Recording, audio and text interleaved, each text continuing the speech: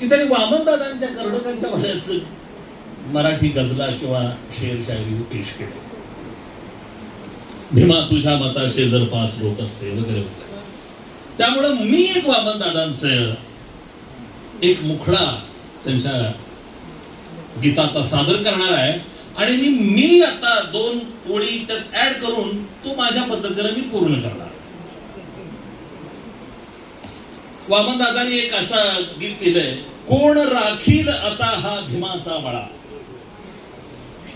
कोण राखील आता हा भीमाचा मळा, वाळून चालला हा उभा जोंधळा, कोण राखील आता हा भीमाचा मळा. वामनदादाची खंत आजची नाहीये. 80-90च्या दशकापासून वामनदादा सारख्या संवेदनशील मनाच्या माणसांना भीमाच्या मळ्याचं म्हणजे भीमाच्या विचारांचं काय होणार हा प्रश्न पडला होता. आणि म्हणून ते म्हणत होते, कोण राखील आता हा भीमाचा मळा, वाळून चालला हा उभा जोंधळा. मी वामनदादांना सांगतोय, वामनदादा तुम्ही काढू नका अर्थ असा वेगळा वेगळा. वामनदादा तुम्ही काढू नका असा अर्थ वेगळा वेगळा.